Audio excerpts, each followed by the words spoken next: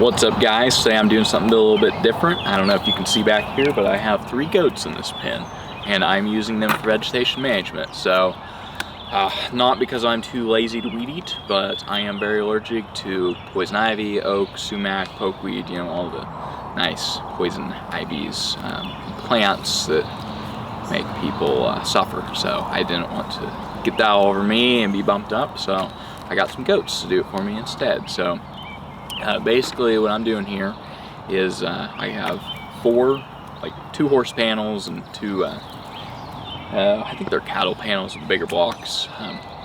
They're a little bit beat up, but I had these on hand. Basically as a temporary pen, what I did was I just wired them together, and then I drove some concrete stakes in through some of the panels to keep them held in place. Now this isn't going to be like a permanent pen, so that's why maybe it looks a little rickety. It's just going to be temporary. So like for a day, I'm eat around the tree, and then I'll move them to another location. So basically what I did was I just cut some chunks of wire here, and I twisted it around.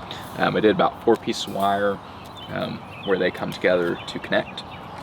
And to hold these up in place, just give them a little bit of extra support. I had some concrete stakes laying around. Now you guys don't lick my finger. May not have those. You can get them at Lowe's or Home Depot, and I'm not saying this is necessarily the best, most professional way to do it, but this is how I did it and it works. So anyways, I had the concrete stakes in here, and I just took a little pounder hammer and beat those down a little bit. So there's a little bit of give to this, but it's strong enough to keep them in place, to eat everything, and then I will get them moved out. And once they eat through everything, like he is eating on the other side of the fence, because apparently the grass tastes better on the other side. So. Boys.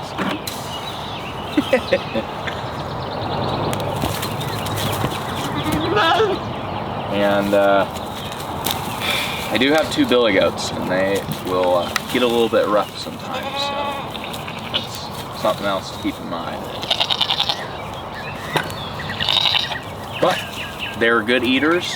I've seen them eat bark off of trees, and they'll pretty much just eat anything. So yeah, we're gonna annihilate all this back in here, and wow, look at them go. Bad goats, back to work. Taking a break here, butt heads. They should be eating grass. Good boy. Yeah, so earlier that black one, actually, I had him in a pool area that was overgrown. It's kind of a project. So originally I kind of got him for that and to eat shoreline at the lake. And so I had him in this pool area as temporary housing. And it's probably about 6-7 foot tall fence. So naturally I'm thinking, well, you know, a 2 foot tall goat isn't going to climb over a 6-7 foot tall fence. I was wrong. I was dead wrong. I came out here the other day, and that black one was on top of this pool like metal post, and I'll show you down here. I couldn't believe it. So as you can see here, this is the fence, and I'll stand next to it so you can get for reference like how tall it is.